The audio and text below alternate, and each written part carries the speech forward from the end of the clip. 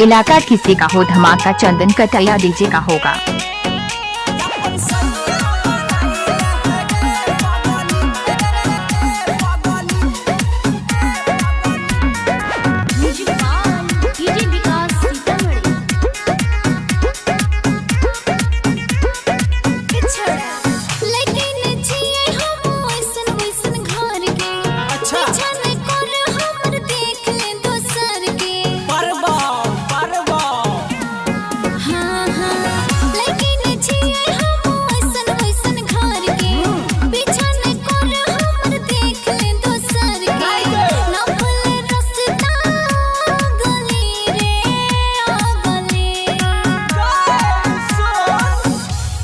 चाल तो है हिरनी जैसन कैसे खुली चली,